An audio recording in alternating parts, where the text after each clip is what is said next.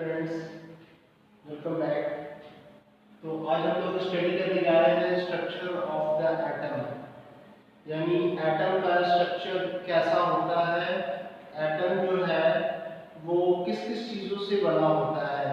इस चीज़ों को जानने से पहले थोड़ा सा हम लोग डाल्टन्स की पोस्टुलेट की तरफ ध्यान दें। तो डाल्टन सर ने जो एटॉमिक थ्योरी तैयार किया था उसमें उन्होंने बोला ये था कि each and every types of matter is made up of atoms, ठीक। और उन्होंने ये भी बोला था लाइकवाइज कि जो भी मैटर है यूनिवर्स में वो सारे के सारे मैटर्स जो हैं वो टाइनी पार्टिकल से बने होते हैं और उस टाइनी पार्टिकल्स को उन्होंने नाम दिया एटम्स। ओके, दूसरी बात उन्होंने एटम के बारे में कहा कि atom is indivisible and indestructible, यानी एटम को डिवाइड नहीं किया जा सकता, एटम से छोटे पार्टिकल्स नहीं एग्जिस्ट करते हैं, क्योंकि उस समय तक इनसे छोटे पार्टिकल्स के बारे में कोई नॉलेज ही नहीं थी। ओके, किसी तरह का कोई कॉन्सेप्ट ही नहीं आया था। इस कारण से डाल्टन्स एटॉमिक थ्योरी में यही देखने को मिलता है। बट जो हम लोग इस चैप्टर में देखेंगे स्ट्रक्चर ऑफ एटम में, तो इसमें हम लोग स्ट्रक्चर को स्टडी करने से पहले भी हम लोग बहुत सारी नॉलेज ये चीज आ गई है हम लोगों के पास दैट एटम को डिवाइड किया जा सकता है। क्यों? क्योंकि वह कुछ ऐसे समझे कि भाई एटम्स के अंदर भी एटम से भी छोटे छोटे पार्टिकल्स एग्जिस्ट करते हैं and that particles are collectively called subatomic particles. As for example, electron, proton, neutron और higher standard में जाए। बट फिलहाल जो बेसिक आइडिया है उसमें तो ये चीज सबको को पता है that each and every atom consists of subatomic particles like proton, electron and neutrons. Okay, तो अभी हम लोगों को जानना है वन बाय वन थोड़ा सा जो सब एटॉमिक पार्टिकल्स हैं, सब एटॉमिक पार्टिकल्स जैसे कि प्रोटॉन हो गया, ठीक है, न्यूट्रॉन्स हो गए, इलेक्ट्रॉन्स हो गए, इनके बारे में हम लोगों को थोड़ा सा ब्रीफ में जान लेना है। जैसे कि हम जानते हैं as we know proton is a sub atomic particles and this proton is discovered by E Goldstein sir. ये जो डिस्कवर्ड किए गए थे, डिस्कवरर इनके कौन है? जो डिस्कवरर है प्रोटॉन के वो है Ernest Goldstein. You can say Ernest Goldstein. Okay, यानी प्रोटॉन को किसने डिस्कवर किया था? तो अर्नेस्ट गोल्डस्टीन सर ने डिस्कवर किया था। प्रोटॉन के बारे में और भी कुछ जान ले तो प्रोटॉन के बारे में जानेंगे कि प्रोटॉन जो होता है वो एटम में कहाँ लाई कर रहा होता है। तो आपको पता है कि प्रोटॉन जो है वो एटम के सेंटर, ठीक है, सेंटर में लाई कर रहा होता है। सेंटर कहने का मतलब ये न्यूक्लियस में लाई कर रहा होता है। ये जो प्रोटॉन सब एटॉमिक पार्टिकल है वो इलेक्ट्रिकली क्या होता है? तो ये इलेक्ट्रिकली पॉजिटिव चार्ज सब एटॉमिक पार्टिकल होगा, पॉजिटिवली चार्ज सब एटॉमिक पार्टिकल होने जा रहा है, ठीक है। ये कहाँ एग्जिस्ट करता है? तो प्रोटॉन जो है वो एटम के अंदर जो सेंट्रली लोकेलाइज्ड रिजिड स्ट्रक्चर होगा जिसको कि क्या कहते हैं? न्यूक्लियस कहते हैं। इस न्यूक्लियस में एग्जिस्ट करने का काम करता है ये प्रोटॉन। प्रोटॉन इलेक्ट्रिकली जो है ये न्यूट्रल नहीं होता है, ये इलेक्ट्रिकली चार्ज होता है। इसके पास किस तरह के चार्ज होते हैं? तो प्रोटॉन जो होगा वो इलेक्ट्रिकली पॉजिटिव चार्ज सब एटॉमिक पार्टिकल है। मास की बात करें तो मास ऑफ प्रोटॉन जो है वो कितना होता है? तो मास ऑफ प्रोटॉन होता है 1.672 into 10 to the power -27 kg। Friends, मैं बता रहा था कि मास ऑफ प्रोटॉन हो गया जो हो गया 1.672 into 10 to the power -27 kg। और ये जान लें कि इसके ऊपर जो चार्ज होता है प्रोटॉन के ऊपर, वो चार्ज जो होगा वो कितना होता है? तो देखिए चार्ज का नेचर तो पॉजिटिव नेचर का होगा, चार्ज का मैग्नीट्यूड होता है 1.6 into 10 to the power -19 coulomb. Okay, तो ये हो गया प्रोटॉन के पास चार्ज। तो प्रोटॉन का बेसिक इंफॉर्मेशन हम लोगों को क्लियर हो गया, ये ध्यान रखना है। ये जो है सीनियर जो कंपटीशन की प्रिपरेशन कर रहे हैं, जो हमारे फ्रेंड्स हैं, वो भी ये वीडियो देख रहे हैं, वो तो ध्यान रखें कि ये क्वेश्चन हमेशा पूछा जाता है कि प्रोटॉन के डिस्कवरर कौन है, तो आप बताएंगे अर्नेस्ट गोल्डस्टीन ही है। रदरफोर्ड वगैरह कंट्रोवर्सी पे ना पड़ेंगे। प्रोटॉन कहाँ एग्जिस्ट करता है, तो कहेंगे कि एटम के न्यूक्लियस में एग्जिस्ट करता है। प्रोटॉन किस तरह का सबएटॉमिक पार्टिकल है, तो आपका आंसर होने जा रहा है कि ये पॉजिटिवली चार्ज सबएटॉमिक पार्टिकल्स है। मास ऑफ प्रोटॉन जो होगा वो कितना हो गया 1.672 into 10 to the power -27 kg and charge आपका इतना होने जा रहा है। इसी तरह से जो दूसरे सबएटॉमिक पार्टिकल हैं उनके बारे में थोड़ा सा हम डिस्कस कर ले। तो ये जो दूसरा होने जा रहा है वो हो गया इलेक्ट्रॉन। इलेक्ट्रॉन के बारे में याद रखेंगे कि इनके जो डिस्कवरर है, इनका जो डिस्कवरी करने का जो credit goes to sir J J. Thomson. Sir J J. Thomson, J J. Thomson sir को क्रेडिट जाता है इलेक्ट्रॉन की डिस्कवरी का। और इलेक्ट्रॉन एग्जिस्ट कहां करता है, तो इलेक्ट्रॉन जो है वो डिफरेंट ऑर्बिट्स में एग्जिस्ट करता है। और ये ऑर्बिट क्या होता है around the nucleus, in different orbit, in different orbits, ये डिफरेंट ऑर्बिट्स में एग्जिस्ट करता है। और ये ऑर्बिट्स यानी सेल, आप इसको सेल भी कह सकते हैं। और ये सेल्स होते कहां है, अराउंड न्यूक्लियस, अराउंड न्यूक्लियस में ये सेल होते हैं। ठीक है, तो ये हो गया। इनका मास कितना होता है, तो इलेक्ट्रॉन का मास बहुत कम होगा, ये मास होता है 9.1 into 10 to the power -31 kilogram होगा। मास ऑफ इलेक्ट्रॉन नेग्लिजिबल माना जाता है। यदि हम लोग मास ऑफ प्रोटॉन को 1 यूनिट मानेंगे ना, तो उस समय मास ऑफ इलेक्ट्रॉन जो हो जाएगा वो बिल्कुल जीरो यानी नेग्लिजिबल। वैसे मास किसी का जीरो नहीं होता है, वो अभी आप ध्यान रखेंगे। लेकिन जब हम लोग मास ऑफ प्रोटॉन 1 यूनिट लेंगे, ध्यान से फ्रेंड्स सुनना है, वैसे एग्जैक्ट मास की बात करेंगे तो एग्जैक्ट मास तो यहाँ गिवन है प्रोटॉन का, लेकिन जब हम लोग प्रोटॉन के मास को 1 यूनिट कंसीडर करेंगे तो उस केस में मास ऑफ इलेक्ट्रॉन आपका नेग्लिजिबल होने जा रहा है। जीरो बोलने से बचेंगे, क्योंकि याद रखेंगे कि इस यूनिवर्स में ऐसा कोई भी चीज नहीं है जो कि मासलेस है।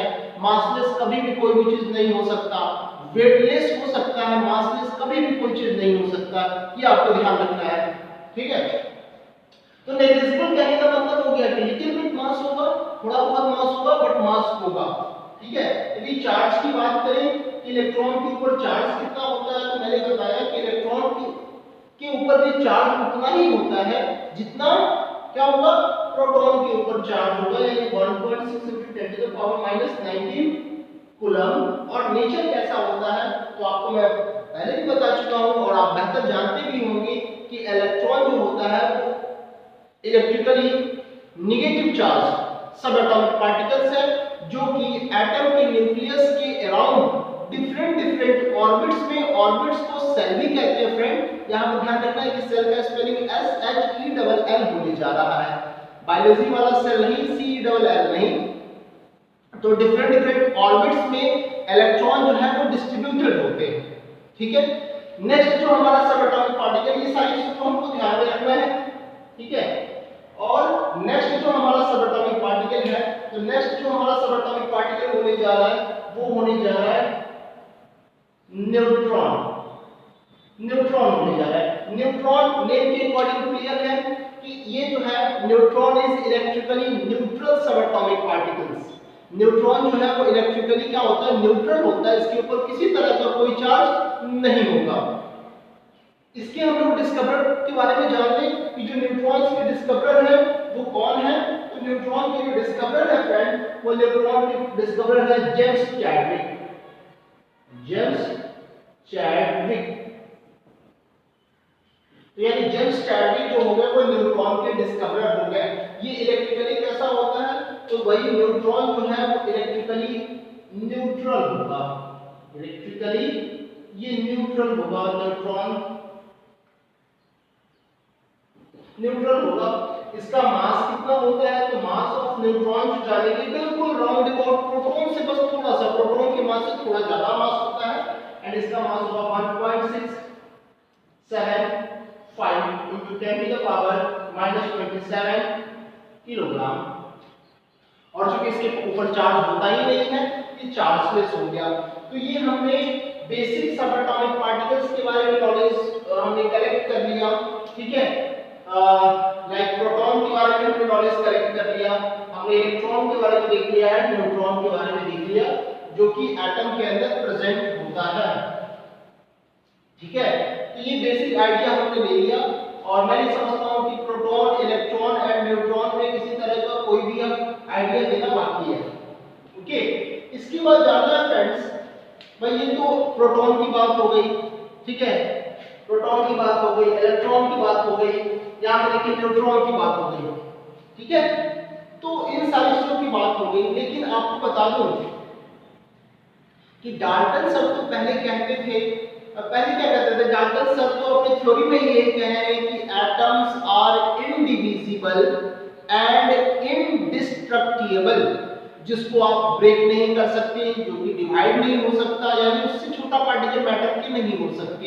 बट इलेक्ट्रॉन के डिस्कवरी, प्रोटॉन के डिस्कवरी एंड न्यूट्रॉन के डिस्कवरी के बाद ये चीज जो है वो बिल्कुल अनएक्सेप्टेड हो गया, ठीक है। उनके डाल्टन एटॉमिक थ्योरी का जो ये पोस्टुलेट है, इसको जो है स्वीकार नहीं किया गया, इसको कहा गया कि नहीं भाई ये गलत है, atoms can be divisible, atom divide हो सकता है, क्योंकि भाई एटम के अंदर ही तो बहुत छोटे छोटे पार्टिकल्स एग्जिस्ट करते हैं, प्रोटॉन हो गया, न्यूट्रॉन हो गया, इलेक्ट्रॉन्स हो गया, और भी इसके बाद जब इलेक्ट्रिक करंट का कांसेप्ट डेवलप हुआ तो स्टैटिक इलेक्ट्रिसिटी की बात आ गई, यानी जब चार्ज जो है वो रेस्ट कंडीशन में होता है, स्टैटिक कंडीशन में होता है, तो वहां पे भी कोई भी बॉडी जो होता है वो चार्ज होता है due to migration of electrons. तो फिर इलेक्ट्रॉन्स भी आया कहां से, तो आखिर एटम के अंदर ही इलेक्ट्रॉन एग्जिस्ट करता है ना, तभी तो कोई बॉडी। अब देखिए जो मेटल इलेक्ट्रॉन का डोनर होगा, तो जिसने इलेक्ट्रॉन का लॉस किया वो हो जाएगा इलेक्ट्रिकली पॉजिटिव चार्ज, जो इलेक्ट्रॉन को गेन करेगा वो इलेक्ट्रिकली नेगेटिव चार्ज। इसी तरह से जब हम डायनामिक इलेक्ट्रिसिटी की बात करेंगे, यानी जब चार्ज मोशन में आएगा तो इलेक्ट्रिक करंट डेवलप होता है इससे, तो वहां पे भी क्या आता है, सिर्फ इलेक्ट्रॉन की बात होती है। तो यानी कहने का ये मतलब है कि इन सारे कॉन्सेप्ट के बाद, इन सारी चीजों के सब एटॉमिक पार्टिकल्स के डिस्कवरी के बाद थोड़ा सा डाल्टन सर का ये बात जो है ना वो अनएक्सेप्टेड माना जाने लगा, ये एक्सेप्ट नहीं किया जाने लगा कि एटम जो है वो डिवाइड नहीं हो सकता। तो इसी चीज को ध्यान में रखते हुए जे थॉमसन सर ने अपना एटॉमिक मॉडल प्रपोज किया, उन्होंने एटम का स्ट्रक्चर बताया। सबसे फर्स्ट अटेम्प्ट जो है वो जे थॉमसन सर का था। एक्चुअली में यही वो जे थॉमसन सर हैं जिनको की क्रेडिट जाता है इलेक्ट्रॉन के डिस्कवरी का, ओके। इलेक्ट्रॉन के डिस्कवरी का credit goes to sir J Thomson, okay. तो इन्होंने सबसे पहला अटेम्प्ट किया था स्ट्रक्चर ऑफ एटम, यानी एटम का कैसा डिजाइन है, एटम कैसा होता है मैटर का, उसका उन्होंने मॉडल तैयार किया था, उसके बारे में उन्होंने एक्सप्रेशन दिया। देखिए जे थॉमसन सर ने क्या कहा, उन्होंने जो मॉडल दिया था एटॉमिक मॉडल, वो कुछ इस तरह का है। मैं यहाँ पे डायग्राम बना दिया हूँ, ठीक है। ये जो डायग्राम आप देख रहे हैं कि एटम का जो शेप होता है वो स्फेरिकल शेप होगा, ठीक है, स्फेरिकल शेप आप देख रहे हैं। तो जे थॉमसन सर ने जो एटॉमिक मॉडल प्रपोज किया उसमें बताया कि एटम का जो शेप होगा वो कैसा होगा, तो एटम का जो शेप होगा वो स्फेरिकल होगा। और उन्होंने क्या बताया कि जो ये स्फेरिकल शेप है, ये जो पूरा स्फीयर है, एक्चुअली में ये स्फीयर जो है ना, क्योंकि उस समय प्रोटॉन की डिस्कवरी नहीं हुई थी, इस समय जे थॉमसन सर एटम का मॉडल बना रहे थे, एटम का स्ट्रक्चर को एक्सप्लेन कर रहे थे, उस समय प्रोटॉन की डिस्कवरी नहीं हुई होगी, या फिर उन्होंने प्रोटॉन की डिस्कवरी के बारे में उनके पास नॉलेज नहीं होगा। इसी कारण से जे थॉमसन सर ने बताया कि एटम, देखिए एटम कहते हैं, एटम कैसा होता है, तो पॉजिटिव चार्ज स्फीयर है, और उस पॉजिटिव चार्ज स्फीयर में विदाउट एनी पैटर्न, बिना किसी पैटर्न का इलेक्ट्रॉन जो होगा, जैसे देखिए मैंने ब्लैक से इलेक्ट्रॉन कर रखा है, ये ब्लैक से जो है ये इलेक्ट्रॉन है, यानी पॉजिटिव चार्ज स्फीयर में, यहाँ देखिए ये पॉजिटिव चार्ज स्फीयर है, यानी पॉजिटिव चार्ज स्फीयर में रैंडमली इलेक्ट्रॉन्स जो होंगे वो डिस्ट्रीब्यूटेड होते हैं। यही है एटम का मॉडल। ये मेरे अनुसार नहीं, this is from this model is from J Thomson sir. ये जो मॉडल था उनके अनुसार था कि एटम जो होता है एक्चुअली में पॉजिटिव चार्ज स्फीयर होता है और उसके अंदर electrons randomly without any pattern randomly distributed होते हैं, स्कैटर्ड होते हैं। ठीक है, फिर उन्होंने अपने मॉडल को समझाने के लिए दो तीन चीजों का मतलब हेल्प लिया। जैसे उन्होंने एग्जांपल दिया भाई कि समझिए कि जिस तरह से वाटरमेलन होता है, वाटरमेलन का मतलब होता है तरबूज। तो जो तरबूज होता है, तरबूज का आप देखेंगे जो मैक्सिमम पार्ट होता है तरबूज का वो रेड पार्ट होता है, रेड लाल वाला हिस्सा।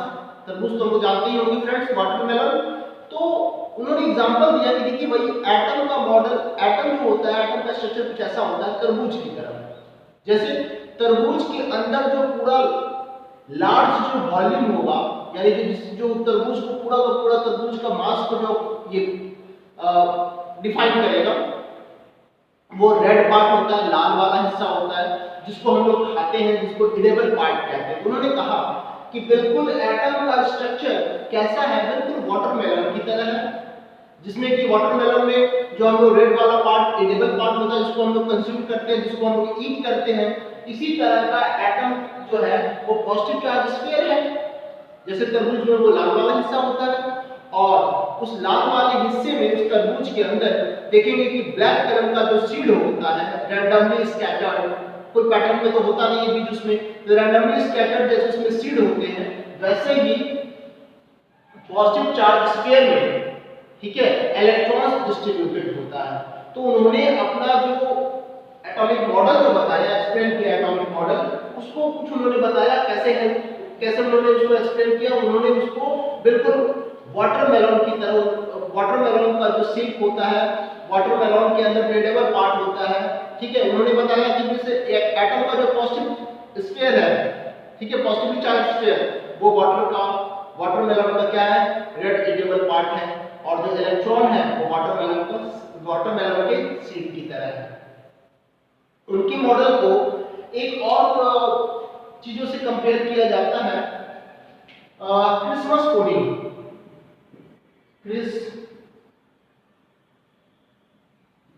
क्रिसमस पुडिंग, इनके मॉडल को क्रिसमस पुडिंग मॉडल भी कहा जाता है। क्रिसमस पुडिंग एक्चुअली क्या है ना कि जो क्रिश्चियन रिलीजन से आते हैं, उनका जो सबसे बड़ा फेस्टिवल होता है वो 25 दिसंबर में भी क्रिसमस डे होता है, ठीक है। तो इस क्रिसमस डे पे और क्रिसमस डे से एक दिन पहले जो क्रिसमस ईव कहते हैं 24 दिसंबर, तो इस समय क्या करते हैं ये क्रिश्चियन, वो एक तरह का खीर, एक तरह का एक व्यंजन है खीर, ठीक है, पुडिंग का मतलब होता है खीर, वो एक खीर तैयार करते हैं। अब जैसे खीर में क्या होगा, खीर बनाने में क्या होता है, राइस, ओके, राइस का यूज किया जाएगा, मिल्क का यूज किया जाएगा, और उसमें जो करेंट्स हैं, करेंट्स कहने का मतलब जो ड्राई फ्रूट्स जैसे किशमिश है ना, ठीक है, इसके बाद जैसे काजू वगैरह जो ड्राई फ्रूट्स हैं जो हम लोग खीर बनाने के समय हम लोग की मम्मा जो है उसमें डालती है। तो उनके मॉडल को कुछ उससे भी कंपेयर करके देखा गया कि जैसे जो क्रिसमस पुडिंग होता है कि क्रिसमस पुडिंग में क्या होता है कि जो राइस और जो मिल्क, ठीक है, इनका जो आप मिक्सचर देखेंगे तो उस मिक्सचर को समझ लीजिए कि वो क्या है, वो पॉजिटिव चार्ज स्फीयर है, ठीक है, और उस खीर में, उस पुडिंग में कहीं ड्राई फ्रूट्स जो हैं वो एम्बेडेड होते हैं, ड्राई फ्रूट्स जो हैं वो धसे हुए होते हैं, एम्बेडेड होते हैं। इसी तरह से जे थॉमसन सर का मॉडल है, यानी इनका मॉडल को आप कंपेयर कर सकते हैं क्रिसमस पुडिंग से, और दूसरा है वाटरमेलन का स्ट्रक्चर से, ठीक है।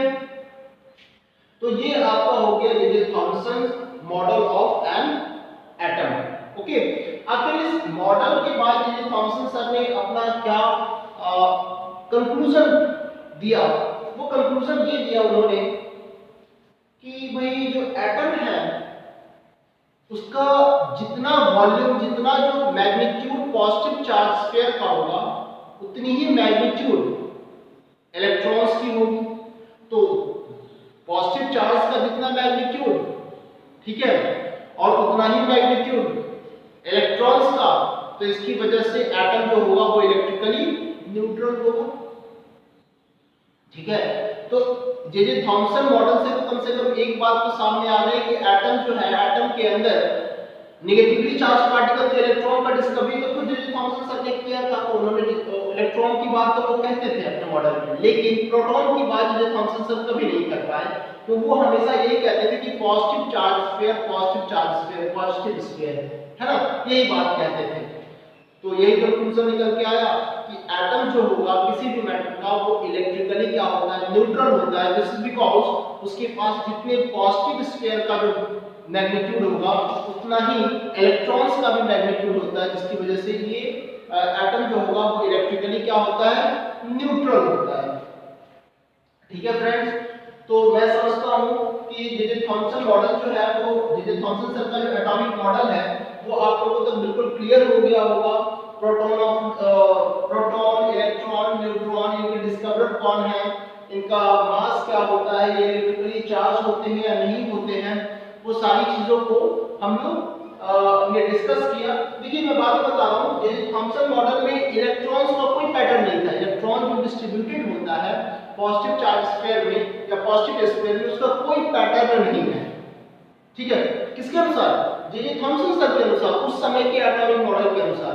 लेकिन अभी जब हम लोग एडवांस में पढ़ेंगे, ठीक है, तो देखेंगे कि नहीं भाई, जो भी इलेक्ट्रॉन्स हैं वो बिल्कुल एक प्रॉपर पैटर्न में, एक प्रॉपर पैटर्न के साथ डिस्ट्रीब्यूटेड होते हैं डिफरेंट ऑर्बिट्स में around the nucleus of that atom.